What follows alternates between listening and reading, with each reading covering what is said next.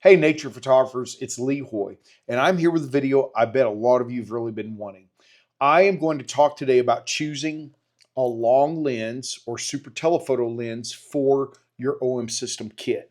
See, I know when it comes to purchasing lenses, camera bodies, and whatnot, it's a big investment. Regardless how much money you have, it's still an investment. And I want you to make a wise and informed decision. And most lens review sites, camera review sites, those ding dongs are taking pictures of a piece of paper inside, cropping in a million times, and then saying, well, if you look at this, well, that has nothing to do with real world practicality. I'm out shooting in the field this last year and the year before, somewhere around 270 days out of the year. I see clients with all these lenses. I see the results. I work with them. I see what people can and can't do with them. So instead of going to a website where a couple of nerds are sitting around inside a building, how about we actually talk to somebody and listen to somebody who has real world, tons of real world experience. I've taken over 500,000 images this year alone. Stay tuned. We'll be right back. I'm going to give you some great information on super telephoto lenses. Howdy from West Texas. I'm Lee Hoy, professional nature photographer, and this is my YouTube channel, Lee Hoy Photography.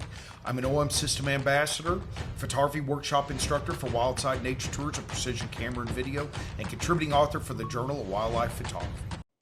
All right, photographers, here we go. I don't have a specific order in which I plan to talk about different categories. I'm just talking to you from the top of my head, just like I would if we were out in the field. So for super telephoto lenses for wildlife photography, primarily, I use these sometimes for landscapes, tight landscapes and things. I'm going to be talking about versatility, which one's going to fit best for most situations. So versatility is an important consideration. Of course, budget, price, I'll talk about price, weight, because the reality is everybody picks up a lens inside a camera store. No wind, no cold, they're not fatigued, they haven't had 5 hours sleep, and they go, oh, that's not bad.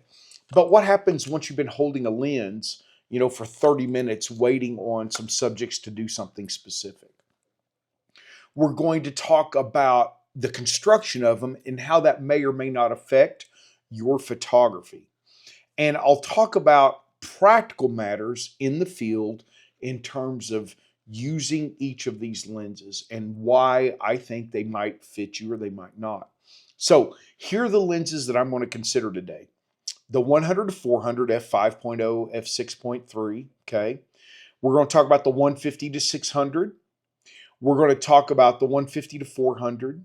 We're going to talk about the 300, and we're going to talk about the 40 to 150, which properly is a medium telephoto lens, but if you put a doubler on it, it has potential. So I am going to talk about those lenses today. So the first thing to talk about is when we come to weight. Well, if you're worried about weight, the lightest option is going to be the 40 to 150 with a doubler, and that's going to come in somewhere around 1.8 pounds. So very light, very high quality. I see this all the time online from the Facebook gurus that you can't get good quality images from the 40 to 150 with a doubler. That's just bullcrap. That means I know they aren't shooting at a fast enough shutter speed. It means they're cropping the crap out of their images and they don't know how to post process. Because I was in the Galapagos Islands, I broke my 300 millimeter on like day 3, and I used the 40 to 150 with a doubler. Never missed a shot, had a great time. So forget the nonsense, what you hear about a 40 to 150 with a doubler. And if you send me an example, send me the raw file with the specs, because I'll point out probably what you did wrong with that particular image, because quality is not a problem with that combination. So that's the lightest. Then we're going to be looking at the 100 to 400 that's going to come in around 2.47 pounds, okay? So still not much weight, not bad at all. Well, next we're going to jump to the 300 millimeter prime. That's coming in about 2.79 pounds. Now, again, still not bad. We then get to the 150 to 400 that comes in around 4.13 pounds. And then you get to the 150 to 600, which comes in at 4.5. Those two bigger lenses, yes, they're a little more weight, but listen, man, I used to carry an 8-9 pound Canon 600 millimeter. So you're still talking less than half the weight. I laugh when people pick up like the 150 to 400 with a camera body and go, oh, that's heavy. I'm like, they never shot with a DSLR body and lens, super telephoto combination of any kind, or you would never say it's heavy. So When it comes to weight, what I see in the field is I get a lot of older ladies. And, as you get older, your strength declines. And there's no doubt that weight becomes a big factor in the field. I laugh when I see 50, 60-year-old women trying to fling up these big, you know, Nikon 600 millimeters and other lenses. And there are some that can do it, but watching them struggle with it, I just think, imagine trying to stand on the front of a boat in the Amazon with me while the boat's going fast, trying to hold that lens up to photograph a flying kingfisher. You're just not doing it.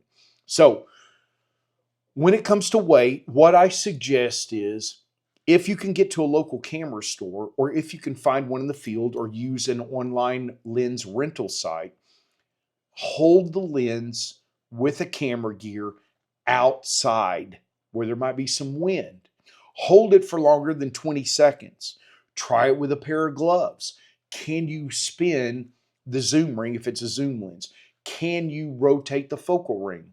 How easy is it to hold it by the lens plate? Because I like to hold my lenses a lot of time right down here, right?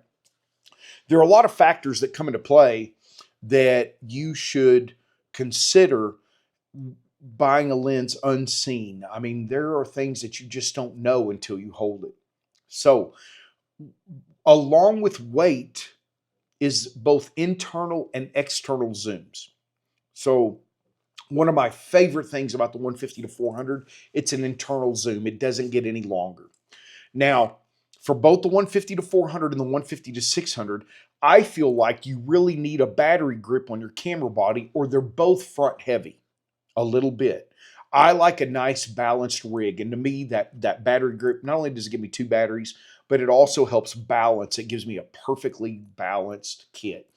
Well, the one thing I don't like about the 150 to 600 is that it's an external zoom and it gets very long. So as you get older, what's going to happen is you zoom out, and if you don't put that battery grip on, particularly, you're going to have trouble with that lens dropping down on you, particularly as you zoom out. So you're going to need to do some workouts, lift a little bit, some yoga, some things like that, just to build your upper body strength to help you with that lens. I think it's a great lens, but you must understand the difference between that internal and external zoom. I would have a hard time going to an external zoom leaving the 150 to 400, okay? That would be very difficult because I don't particularly like how external zooms. Remember the old Canon 100 to 400? I used to have those. I don't like that external zoom as much as an internal. I mean, I would use it, but so with the weight and the versatility, the 300 is nice. It's a lot of quality packed into a smaller lens. But when it comes to wildlife photography, I am a huge fan of zoom lenses. And the reason being is that I have a lot of flexibility in composition without ever having to relocate. Now, I'm the first one to say sometimes to get the best shot, you need to move. But if we can minimize movement, we minimize the opportunity of disturbing our subject, right? So I've owned two of the 300 millimeters. I sold one of them, and they're great quality lenses. I used to use it with the 1.4 and the doubler on there at times. Got great images. But I am a huge fan of a zoom lens. For me, it's all about versatility. Sometimes I'm on a boat and I can't get closer, right? Sometimes I'm on a steep slope and walking while looking through a camera body might be dangerous. Sometimes I'm limited on where I can move and relocate to, and that zoom gives me that versatility.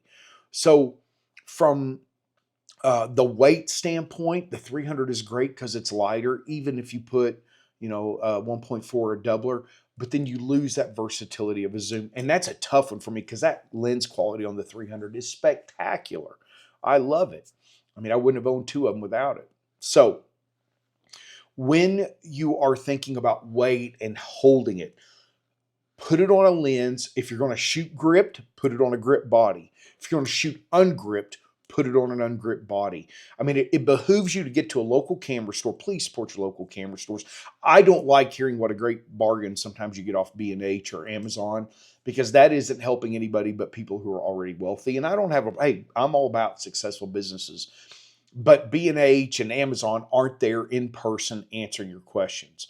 And don't spend 3 hours taking someone's time asking questions and then come back and tell them what a great bargain you got on Amazon. I see that, and I just want to punch them right in the nose. I had a professional photographer do that to me one time, and I have no respect for that. So at least if you go do that, just shut your damn mouth and don't say anything. So for me, I'm all about the versatility. So I like the internal zoom, and I like zoom lenses for wildlife and photography. Now, so we talked a little bit about weight, right? Here's what I see in the field. I see a lot of people complain about the 100 to 400 in terms of image quality. And I'll be honest, of this list of lenses, I do believe it's the lowest quality. But I also believe you can get phenomenal shots with it. Gabriel Lugo, a wild side birding guide located in Puerto Rico who does the Caribbean, he got phenomenal shots with that lens. He has since upgraded to the 150 to 400, but make no mistake, you can capture phenomenal shots with the 100 to 400. But what happens? A lot of people decide to use focal length to make up for poor field craft. Now, poor field craft is problematic in a lot of ways. It means you always want more focal length because you don't want to work on getting closer to your subjects. Now, again, sometimes you can't. Sometimes you should just learn, don't press the shutter button. So what I see a lot, and I have a lot of clients in the field with the 100 to 400, you can get phenomenal shots with it. 100% guarantee.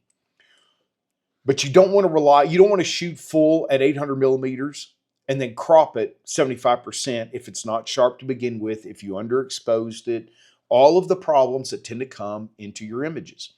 So with a 100 to 400, shoot tight, expose to the right, don't crop the crap, and post-process correctly. Gabriel had phenomenal shots. If you go on the Wildside Nature Tours website and you go look at the cover image for the Cuba birding tour of the bee hummingbird, smallest bird in the world, that was a 100 to 400 shot, and I guarantee you'd be tickled as pink to have that shot. 100% guarantee. So it's not a question of can you get great shots with the 100 to 400. It's a question of if you will. So it can be done. It is the lowest quality of all lenses up here, but it's also the cheapest, coming in at $1,500 manufacturer suggested retail. So it's a great entry-level super telephoto lens. And if you're an older lady with not a lot of strength, it's going to work great for you. But don't shoot a warbler on top of a tree, backlit, 100 yards away, crop it, and then wonder what's wrong with the image quality. It's not the image quality, it's you. That's what's wrong. So that's going to be my least recommended lenses for a lot of situations. But can you get great shots with it? Oh, heck yeah, you absolutely can. That's not the question. Well, other versatility that I like, particularly for people that don't want a lot of weight, is the 40 to 150 with the 1.4 or the doubler. Now, with the doubler, you're getting out to 35 millimeter equivalent of 600 millimeters. That is a huge advantage. Very small, compact lens. You pull the doubler off and you have the perfect medium telephoto for large mammals. So the 40 to 150, perfect in Yellowstone, perfect in Africa, perfect in India. I mean, I love that lens. That lens will be with me for sure on those destinations. And it's the number one selling OM system lens for a reason. F2.8, super fast. So when I see people comment that you can't get good quality shots of that with a teleconverter, I just roll my eyes and know they're not very good photographers. And if I step on your toes, you know me already, I don't care. But that's just the truth. So with the 40 to 150 with a doubler, you also have a great medium telephoto lens for landscapes. I love it for long lens landscapes, long lens panoramic landscape shots. And for environmental wildlife shots, it's awesome as well. So again, I broke a 300 millimeter on a trip, used that combination. I was shooting pelagic birds off the back of the boat. Why don't I do that all the time? Because the 150 to 400, man, it gets me further. It's incredible high quality, and I'll talk about it in a little bit. But for younger people, for those that don't have the money to spend, the 40 to 150 comes in around, I think, $1,500 as well. It's a great choice because it gives you a lot of versatility. Now, some of you don't like taking teleconverters on and off, so that you've got to take that into consideration. But do not blink your eye at purchasing that. Great option to have in your camera bag. Well, next thing I'm going to talk about is the 150 to 600. I think this is probably an ideal lens for birders that still have pretty good strength. It's going to get you phenomenal reach getting out to that 1200 millimeters.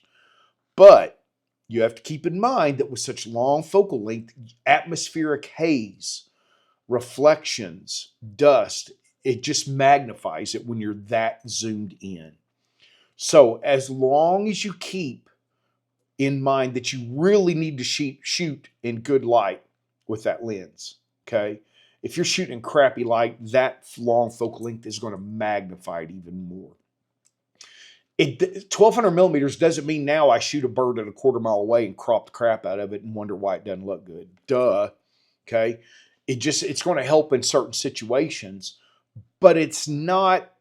What I don't like is when people use focal length to make up for crappy fieldcraft. And to be honest, that describes a lot of photographers because they don't ever think about fieldcraft. And most books never talk about it. Photographers don't teach about it much. They just talk about settings and gear because frankly, gear and settings are what sell videos, are what sell workshops. But teaching fieldcraft is one of the most important things. It's why I talk about it on this channel.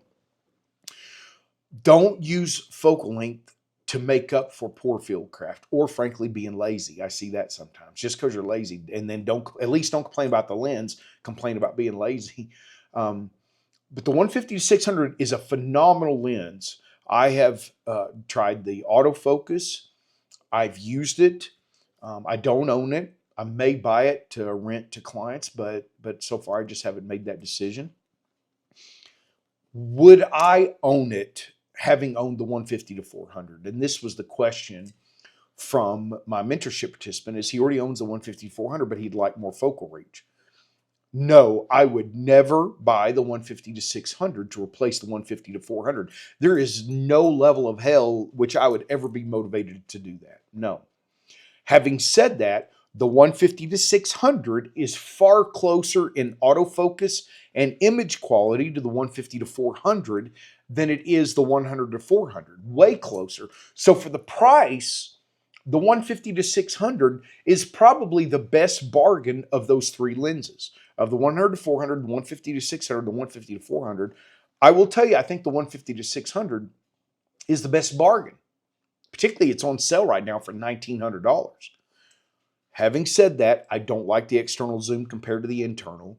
I don't like, even with a gripped camera body, it's still going to be just a hair front heavy for me. I don't think that for me, I could see why I would go to that lens because I use my fieldcraft more than I use my focal length. I'm very good at positioning myself for the right image. So, no, I'm never going to use the 150-600 if I have the 150-400. Plus, it's still a little bit heavier, and I'm not worried about that weight. I can handle this thing all day long, but I don't see a reason to supplant the 150-400 with 150-600. I don't care about the extra 150 millimeters of focal length. That's not what's important to me. Okay, what's important to me is overall image quality, versatility, focal ability, autofocus ability. That's what I'm considering. Okay, so I think the 150-600 is the perfect lens for a lot of people as long as you understand how you need to shoot it.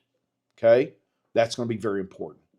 Well, so, we've talked about the 40-150 with the doubler and its versatility. I've talked about the 300 a little bit. Phenomenal image quality. I loved shooting with it.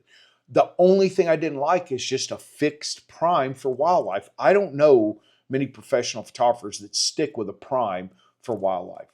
I don't. And I'm sure there's some, but I don't. And I'm not saying you shouldn't, okay? I mean, there's a lot of situations where the 300 would be ideal, but just not ideal enough for me to ever take it over the 150-400. But if you already own it, do you need to go out and replace it with a zoom? Maybe, maybe not. If you find yourself frustrated enough by that fixed focal length, yeah, then possibly.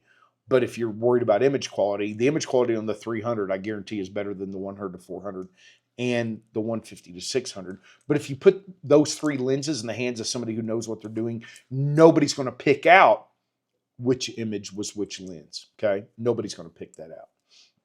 Well, that then comes to the big hoss, the 150-400.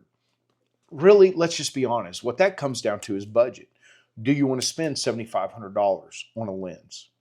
I mean, it sounds like a lot of money, but when you compare it to lenses in other camera systems, it's cheap, ridiculously cheap. Go look at the newest, the Canon 600 F4. You know, you're talking $21,000, right? I mean, it's crazy how expensive these lenses are getting. So $7,500 for one of the best lenses ever made is not a lot of money. It is a lot of money, but it's not compared to what you're getting. I mean, you know, you got to talk about things in terms of how they are relative to other issues. For me, that close focus range, the built-in teleconverter, not having to screw another one on or off, the design of it, the internal zoom, the autofocus speed. I mean, hands down, I would not ever take the 150 to 400 out of my hands to go to any of the other lenses. But I also respect the fact that budget is a factor. So for you, if money's not a factor, absolutely, without a doubt, 150 to 400, if you can hold it. Now, what I will tell you is with the 150 to 400, the 150 to 600, the 100 to 400, if you find that even with a higher shutter speed, a lot of your images are blurry, then you might need to invest in a good quality monopod. And this video is not about choosing a monopod. I'll do that eventually. But that might be all it takes to help, boom, send your images and your quality of your images and the number of visually compelling images you're capturing skyrocketing, okay? That's something to keep in consideration. So, you know, here at the holiday season, some of you may be getting presents, some of you may be getting money that you want to use or you want to treat yourself. I suppose if you said, Lee, tell me the order in which lenses would be in your bag, in my bag for any given trip, forget the specific destination. And I had all these lenses and someone said, you can only pick one for a trip. I'm going to go in the order of least desirable to most desirable, okay? So least desirable for me is the 100 400. That would be the last lens I would take. Again, for things I've already stated. Second least desirable, and this is a tough call, is the 300 millimeter f4. And it's the only reason is because it's a fixed lens. I would take it over the 100 400 because of image quality, but the fixed lens just puts it down low for me. And I love that lens. I mean, I do. I don't have anything bad to say about it. I suppose next then that would go in my bag would be the 40 to 150 with a doubler. Why would I choose the 40 to 150 with a doubler over the 300? Because of versatility. I can pull the doubler off and then use it wider. That's the only reason. That's the only reason it would be in my bag over the 300 is versatility. Okay. Then I'm going to have the 150 to 600. That would be my next choice that's going to go in my bag. And then finally, the most desirable lens, Super Telephoto in my bag. Yep. A lot of people call it the white beast. Mine's now the black and gray beast, right? This right here is, without a doubt, the number one lens I'm going to put in my bag every single time. So when you're looking at purchasing a Super Telephoto lens for wildlife, I hope you can reference this video and make a wise, informed decision. The reality, and let me say this very clearly, no one lens is best for everybody. Okay? Just because an image quality on a lens might be better than the prior one doesn't mean that's necessarily the best lens for you. You have to make an informed decision using all of this information. And if you're one of those that really struggles with the decision, rent one, send it back, rent the next one. Use them in real world conditions. Don't just use them inside a camera store. I mean, that's fine to do if you already know what you're going to buy, sure. But I can assure you, using big, thick gloves, like I had liners and mittens on at times in Grand Teton. Well, what's it like trying to use a lens with those, right? Sometimes a smaller lens is harder to use with those things. So what conditions do you typically shoot in? Where do you plan to travel? Those might be some other elements that need to come into play. I personally, I don't buy lenses without putting my hands on them normally. I don't like to buy gloves or shoes or jackets without touching them. Tripods, man, I want my hand on them. So make a smart decision. Talk to people that are actually out in the field. And to be honest, I'm not picking on camera salesmen. They're not generally out in the field very much. They have to be behind the counter selling. And so talk to an ambassador from that brand. Now, here's what I hear from some people say. Oh, I don't trust an ambassador. You're motivated. You know what? I hardly make anything being OM System ambassador. So that's just bull crap. And every photographer you watch that shoots OM system, that has a YouTube channel, if they got asked to be an OM ambassador, they would damn sure want to. I guarantee it. So don't play that bull crap. If you put that in the comments below, I'm going to light you up. And I already do many of you anyway, so you know. All right, guys, you know what? Christmas is approaching. I hope you're going to have a wonderful holidays, whatever you choose to celebrate. I hope you'll get out in the field. Hop over to the Wildside Nature Tours website or my website. Take a look at some of my OM system only workshops. Not many professionals out there know anything about OM system. So if you shoot OM system and you go with a photographer that doesn't know it and you need help, you're probably crap out of luck. So instead, why not come with someone like myself or Matt Seuss? Why not join a workshop with Emily Taupin or some of the other great ambassadors? Chris McGinnis is going to take over our Panama macro workshop. I mean, he's phenomenal. There's so many, Frank and Buddy, Eric.